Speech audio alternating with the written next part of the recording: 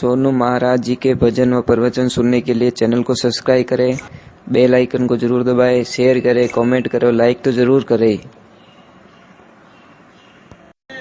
અને ફસે કઈ કે મેં પ્રસાદી ચડાઈ ભગવાને, ભગવાન કે બેટો હે તો ખૂબ દીએ તું એક નંબર થાર કને હે કઈ જો તું ચડાઈ શકે, પણ मैंने चढ़ाई, मैं चढ़ाई थी प्रसाद। आपको बताएं पांडवों ने जब राजसी यज्ञ करवाया था, अहंकार आ गया उनको कि हमारा जैसा यज्ञ इस दुनिया में किसी ने नहीं किया। तो आपको बताएं उसी वक्त में एक नेवला आता है, आधा शरीर सोने का, आधा उसका ऐसा, आके बोलते महाराज रुको, कि क्या हुआ, कि आपके यज्ञ का प्रसाद मुझे जिमाओ।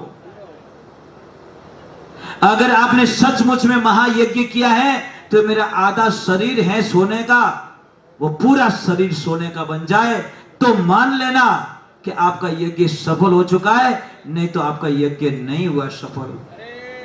अब प्रसाद जी में तो रियो ही को नहीं, वो तो नेवड़ो आधो वेडो सोनारो आधो पाछो हेडो। आखिर में महाराज युधिष्ठिर ने पूछा कि प्रभु ये क्या लीला है? तो भगवान श्री कृष्ण कहते हैं महाराज आपको अहंकार आ गया और आपके यज्ञ का फल नष्ट हो चुका है। कहते कि ने जिमाई जो मती जिमाओ तो पाछो गिनाई जो मती। आदमी तीन कारण आपके पास में आता, तीन कारण से, भाव से, अभाव से और प्रभाव से। कहता आपका भाव अच्छा है, हाल तो आदमी विचार करिए यार भगवान जो रोमा सोमा करता तो हालो, भाव से आया, वो भाव से आया तो उसको भाव दो। अगर अभाव से आया, अभाव मतलब कोई कमी, इन्हें विश्वास है कि मैं हेड जी करने जाऊं और मारो काम बन सके, तो महाराज उसको खाली हाथ मत भेजना।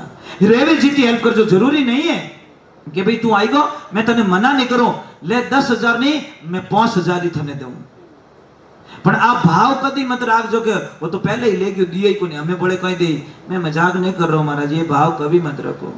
कभी कभी कई लोग क्या कहते हैं कि किन्ने पया देवरी हो के फलाना, अरे चोर है वो तो, इनमें पया मांगू मैं, बोले बापड़ा रो काम बन तोड़ो बिगड़ गो।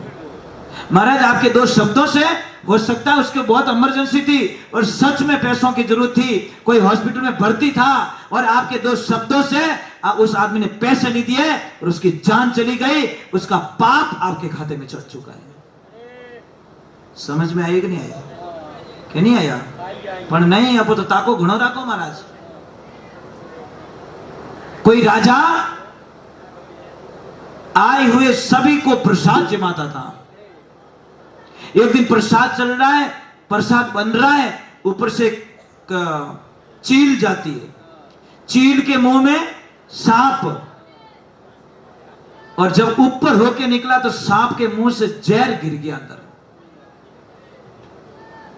अब बनाने वाले को पता ही नहीं कि जहर गिर गया, प्रसाद बन गया, सबको ले जाया गया तो हजारों ब्राह्मण लोग मर गए। राजा ने बोला हे प्रभु ये पाप कैसा हो गया? अब यमराज परेशान हो गए, ये पाप किसके खाते में चढ़ाऊं? क्या मैं उस रसोई के खाते में चढ़ाऊं जिसने रसोई बनाते हुए ध्यान नहीं रखा? क्या मैं उस राजा के खाते में चढ़ा दूं?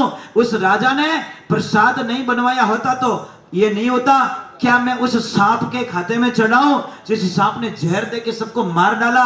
क्या मैं उस चील के खाते में डलाऊं जिस चील ने सांप को पकड़ा?